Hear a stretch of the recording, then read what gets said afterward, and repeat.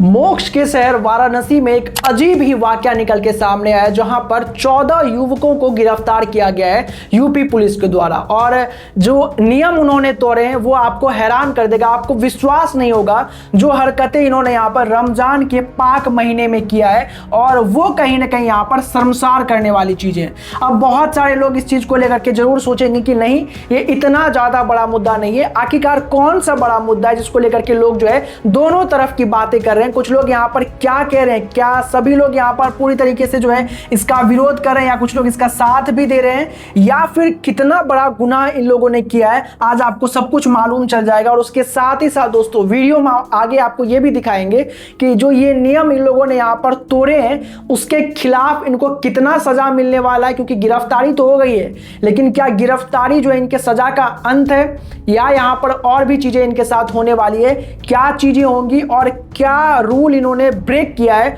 उसके पीछे का यहां पर जो है नियम कौन सा है, और भारतीय कानून के हिसाब से क्या सजा इनको मिल सकती है, ये सब आपको इस वीडियो में क्लियर हो जाएगा। दोस्तों पहले समझते हैं ये पूरा वाकया कब हुआ और किस तरीके से चीजें चली है इस पूरे मामले में। दरअसल यहां पर यह मामला जो है वाराणसी से निकल के सामने आया, जो कि यूपी के अंदर में। अब आपको मालूम है यहां पर कि ये जो है इसको मोक्ष की शहर माना जाता है, और यहां पे गंगा जी के अंदर में बैठ के इफ्तार पार्टी के नाम पे नॉनवेज का सेवन किया गया, और जो अवशेष बच जाता है उसको जो यहां पर गंगा जी के अंदर प्रवाहित कर दिया गया। अब ये चीज जो है मामला बहुत तेजी से वायरल हुआ, क्योंकि इस शख्स ने यहां पर, जो इनमें लोग यहां पर मौजूद थे, जो युवक मौजूद थे, इन लोगों ने यहां पर इसको, अब आप कह लीजिए हवाबाजी के लिए, या फिर यहां पर खुद के जो ये चीज कर रहे हैं उसको शेयर करने के लिए, इसने यहां पर जो इंटरनेट पे डाल दिया, और ये चीजें वायरल हुई। और बीजेपी युवा मोर्चा ने इसको देखा,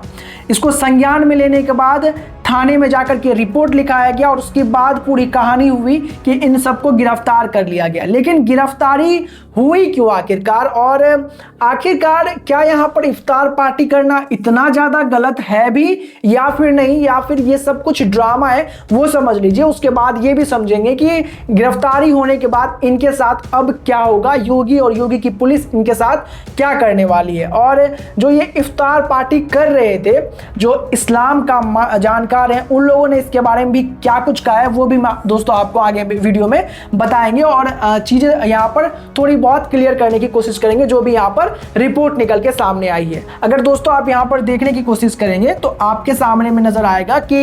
यहाँ पर इन लोगों ने जब ये पूरा काम किया तो पहले इन्होंने स्टार्ट तो यहाँ पर खजूर वगैरह से किया, फल वगैरह से किया, लेकिन अचानक से इन लोगों ने जो है यहाँ पर बिरयानी खाना स्टार्ट कर दिया। और ये सब जब ये खाने लगे तो इसका वीडियो इन्होंने जो है बना लिया, रिकॉर्ड कर लिया, और इसको सोशल मीडिया पे अपलोड कर दिया। और अपलोड करके कुछ लाइक शेयर्स के लिए, या फिर आप कह लीजिए एंगेजमेंट के लिए, यहाँ पर इन लोगों ने ये सब कुछ किया। आज के समय में आपको मालूम है कि ये सारी चीजें जो है कितनी ज्यादा सेंसिटिव है, क्योंकि इससे लाखों लोगों की आस्था जुड़ी हुई रहती है। अब ऐसे में यहाँ पर जब कोतवाली थाना के अंदर में यहाँ पर रिपोर्ट जो है वो किया गया, तो यहाँ पर आप द हिंदू की रिपोर्ट देखिए, जहां पर 14 arrested in Varanasi on BJP Yuva Morcha's complaint after hosting iftar on Ganga. अब यहाँ पर जो ये वीडियो वायरल हुआ, जो कि वीडियो 16 मार्च का था, जहां पर बताया जा रहा है कि पर्पसली यहाँ पर जो एक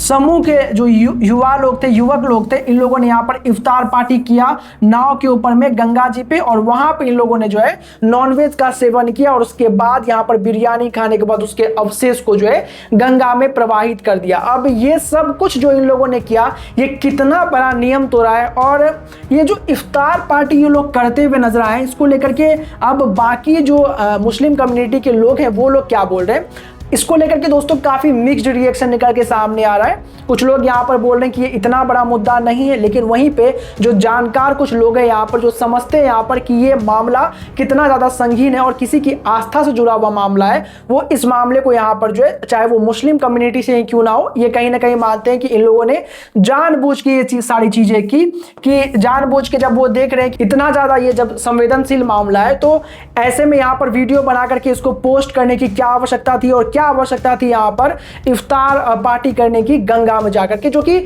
बहुत ही ज़्यादा अपने आप में गलत है। और ये यहाँ पर जो है कहीं ना कहीं जानकारों का मानना है कि इस्लाम धर्म ऐसा कहीं पर कहता भी नहीं है और इन चीज़ों को कहीं पर सपोर्ट नहीं करता है कि आप अपना इफ्तार या रोज़ा तोड़ने के लिए किसी दूसरे धर्म के लोगों के जो है भावनाओं को कहीं ना कहीं आप क्षति पहुंचाए। ये चीज़ें यहाँ पर कहीं ना कहीं गलत है। अब समझते हैं यहाँ पर कि इन पे कौन से जो है यहाँ पर प्रॉब्लम आने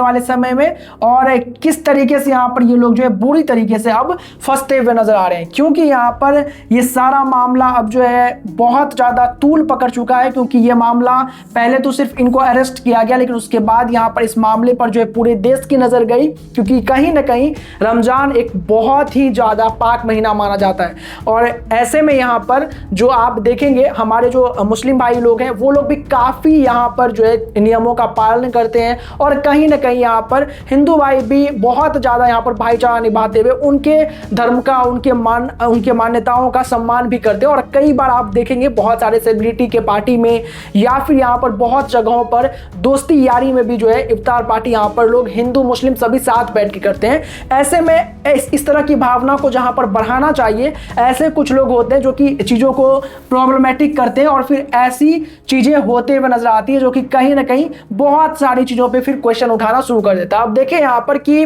क्या कहता है नियम और क्या कहता है संविधान। दोस्तों अगर आर्टिकल 25 से 28 के बीच में आप देखेंगे तो वहां पर भारत के संविधान के अनुसार धार्मिक स्वतंत्रता आपको है। ये बात सही है कि यहाँ पर इन लोगों को धार्मिक स्वतंत्रता है, लेकिन इसका मतलब ये नहीं है कि ये सार्वजनिक व्यवस्था, नैतिकता और स्वास्थ्य के अधीन है। ये चीज को इनको ध्यान रखना चाहिए था, जो कि इन लोगों ने नहीं रखा। और आगे देखिए यहाँ पर प्रशासन किसी भी ऐसी गतिविधि को रोक सकता है जिससे सांप्रदायिक तनाव पैदा होने की आशंका है। अब जो इन लोगों ने चीजें की है उससे ऑब्वियस सी बात है यहाँ पर जो है सांप्रदायिक तनाव होगा, और इसी वजह से इनको गिरफ्तार किया गया है। आगे देखिए, वाराणसी जैसे शहरों में घाटों और नदी के बीच विशेष नियम लागू होते हैं। बिना अनुमति के सामूहिक आयोजन या ऐसी गतिविधियां जो धार्मिक भावनाओं को ठेस पहुंचाती है वो किस श्रेणी में आती है दोस्तों? वो भारतीय न्याय संहिता धारा 298 और 299 के तहत आती है, और इसी का उल्लंघन बेसिकली बताया जा रहा है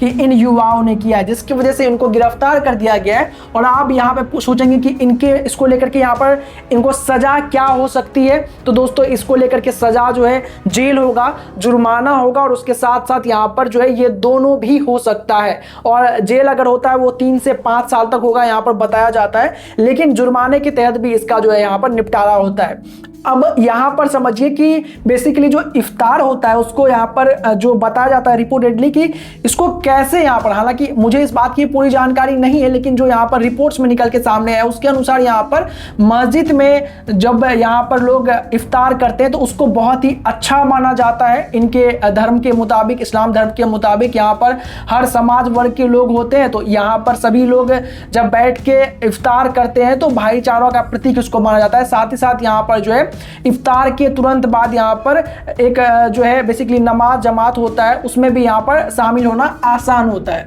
और वहीं पे लोगों का ये भी मानना है कि घर परिवार के साथ बैठ करके जो है इफ्तार करने को भी अच्छा माना जाता है। ऐसे में यहाँ पर जानबूझ करके आप ऐसे जगह पे जा रहे हैं जो कि कहीं ना कहीं यहाँ पर तनाव को बढ़ा सकता है, तो ये कहीं ना कहीं नियमों का उल्लंघन है। और इसी वजह से यूपी पुलिस ने जो है पूरा का पूरा मामले को काफी सख्ती से लिया है और 14 लोगों की गिरफ्तारी की है। अब जब मैंने आपको पूरा मामला ये यहाँ पे बता दिया, तो अब आप क्या सोचते हैं इस पूरे मामले के बारे में? क्या आपको ये सही लगता है या फिर ये गलत लगता है? अपनी राय हमें कमेंट करके जरूर बताएं। वीडियो को लाइक और चैनल को सब्सक्राइब करना बिल्कुल ना भूलें।